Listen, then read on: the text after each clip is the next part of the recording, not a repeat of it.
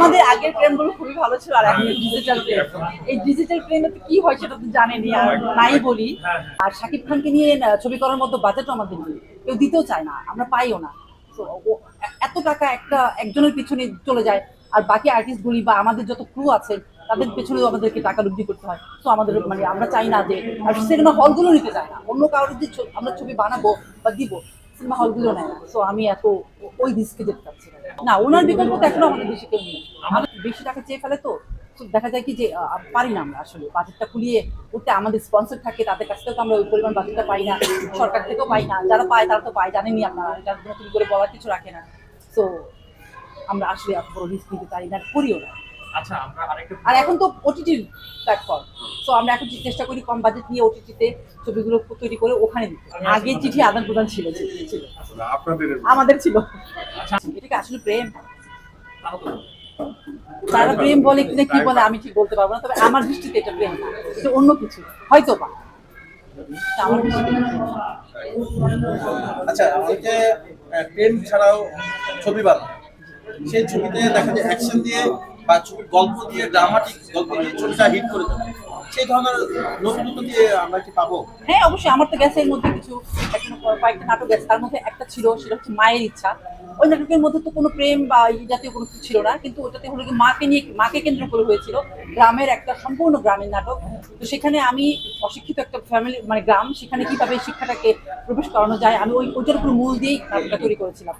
ওই নাটকটা খুব ভালো গেছে, রেসপন্স ভালো পেয়েছি আমি। আচ্ছা, আপনার হাতে আমরা একটি পুরস্কার দেখতে পাচ্ছি, এই পুরস্কারটি কি উপলক্ষে পেয়েছেন? এটা আমি পেয়েছি হলো বেস্ট ডিরেক্টর। Best director. জি। বেস্ট ডিরেক্টরের যেসব গুণাবলী, সেই গুণাবলী আজ পর্যন্ত আপনি অর্জিত করতে পেরেছেন? আমি চেষ্টা করছি। এখন চেষ্টা করে গেলে আমরা ভালো ভালো কাজ কম করবো।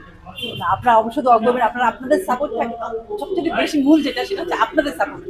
আর আমাদের কো আর্টিস্ট ওরা তো আছেই, আপনাদের সাপোর্ট যদি পাই, আপনারা যদি ভালো ভালো উইশ করেন আমাদেরকে, আমরা নিশ্চয়ই আরো ভালো করতে পারবো। সিনেমা বানানোর ইচ্ছা আছে।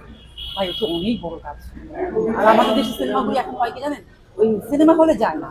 আর ক্যান্সারে যেটা, এটা তো আপনারা জানেনই, একটা মরণ ব্যাধি।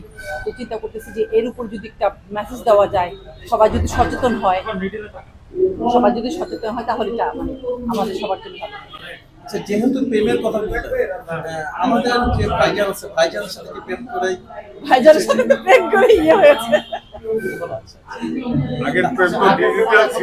তো আমার যে টেলিফিল্মটি লাস্ট যাবে আর কি আগামী শুক্রবার দিন, তো ওটার নাম হচ্ছে কি নীল শুভ্র। তো ওইটা হচ্ছে কি একটা সাধারণ প্রেমের গল্প। তো ওটাতে আর কি নায়িকাটার পরবর্তীতে আর কি ওর ক্যান্সার হয়। তো এই মূলত এই ক্যান্সারের উপরেই ভিত্তি করেই নাটকটা তৈরি করা। কে কে অভিনয় করছে? এটাতে আছে হলো গিয়ে কে কে জানি? গফুর খান না? সোহান খান, জান্নাতুল মুর্মু। ও আচ্ছা, তো ওইটা সোহান খান, জান্নাতুল মুর্মু। এই যে প্রেমের গল্প কেন? আসলে কি আমাদের তো সবই মানে একটা ইসের মধ্যেই আটকে থাকে। এখন যে মানে যে যুগটা এসছে, যে প্রেক্ষাপট, সবকিছু ওই প্রেমের মধ্যে আটকে আছে। আমরা অনেক বেশি দেখতে পাই যে যারা দুই একটা ছবি করার পরে একটু হিটের তকমা পায়, যারা দুই একটা ছবি করে হিটের তকমাটা পায়, তখন তাদের ডিমান্ডটা বেড়ে যায়। মানে তখন প্রোডিউসারের সাথে বা পরিচালকের সাথে তাদের সম্পর্কটা হয়ে যায়। আমি নাম উল্লেখ করবো না, এরকম অনেকে আছে, আপনারা নিজেরাও জানেন। তো নাম উল্লেখ করতে চাচ্ছি না, তবে এটা ঠিক না। আমি একটা মেয়ে মানুষ হয়ে এটা বলছি। আচ্ছা, আরেকটা বিষয় যেটা আপনি বললেন যে এখন তো ওয়েব সিরিজের দিক চলে আসছে। ওয়েব সিরিজে আমরা দেখতে পাচ্ছি যে সেখানে 18+ এরকম টাইপের ভিডিওগুলো বেশি আপলোড করা হয়।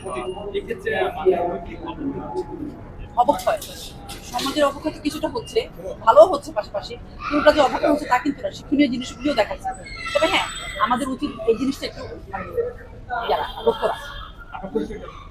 আমি হচ্ছে ডিরেক্টর, নাটক বানাই আগে, তো এখনো মানে চলচ্চিত্রের সঙ্গে আছি, প্রযোজক আমি একজন, এবং আমি গ্রুপ আসলে প্রযোজক এবং পরিচালক নাজনীন হাসান খান। নাজনীন হাসান খান। ধন্যবাদ। সবাইকে ধন্যবাদ।